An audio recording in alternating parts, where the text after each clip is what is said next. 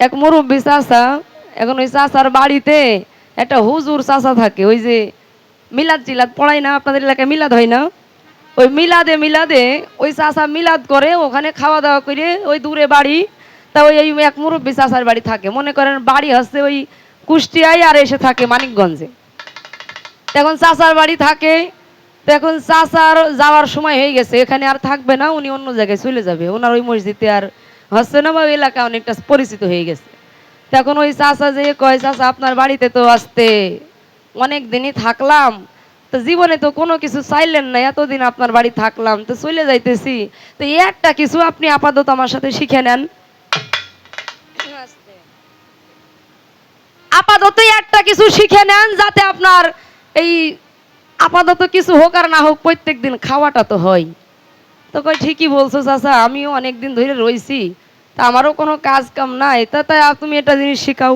তো এখন ওই চাচার বলছে যে যাও ওই বাঁশের ওই বাগান থেকে, আপনাদের এদিকে কি কয় যে বাঁশ এই ভোগ দিয়ে ফাড়া দিলে, আমাদের এদিকে চুঙা কয়, চুঙা, আপনাদের চুঙা কয় নাকি? বাতি, আচ্ছা। এখন ওই বাতি কয় যে বানায় নিয়ে আসো, তো এই বাতিটা বানায় নিয়ে আইছে, তো দুই দিকে আবার ওই ফাঁকা ফাঁকা রাখছে।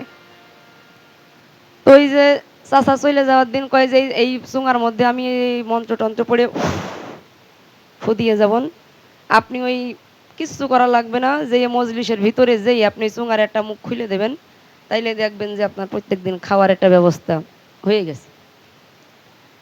এখন এইভাবেই চাচা মনে করেন ওই যায় আর চুঙার মুখ খোলে, প্রত্যেক দিনকার খাওয়া হইতেছে, ভালোই দিনটা চলতেছে। তো এখন ওই ভাইয়ের ছেলের, আপনাদের এদিকে কি কয় বাবা, ভাইয়ের ছেলের ভাতিজা, হ্যাঁ ভাইস্তে বা ভাতিজা এরকমই কয়।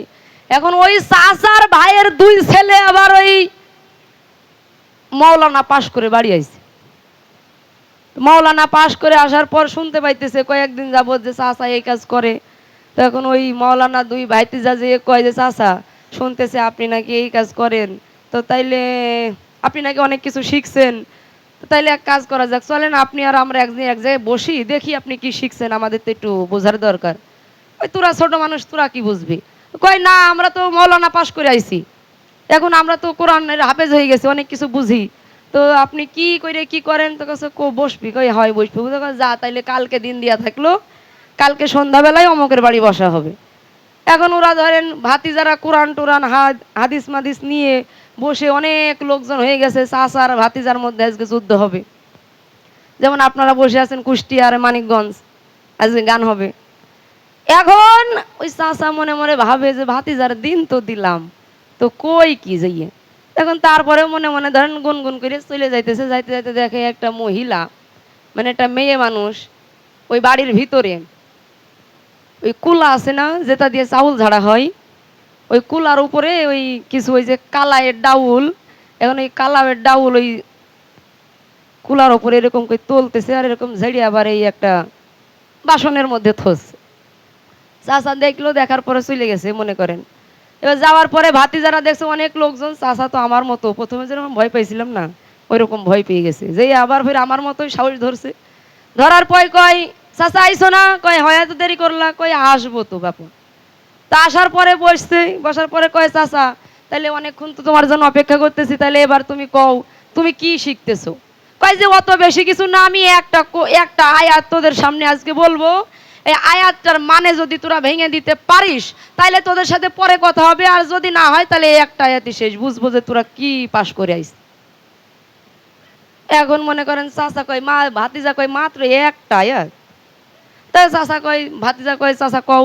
এখন ওই চাচা মনে করেন যে মনে মনে বলা ধরছে, ওয়ামা সাইতুন কলায়ন আজিরাতুন ঝাড়াইয়া অকুলাতুন তুলাইয়া।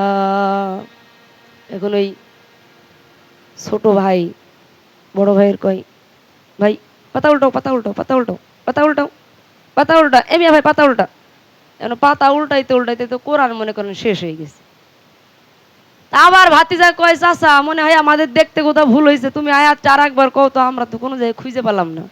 আবার চাচা সুরে সুরে বলা ধরছে, ওয়া সাইতুন কলায়ন আজিরাতুন ঝাড়াইয়া অকুলাতুন তুলাইয়া।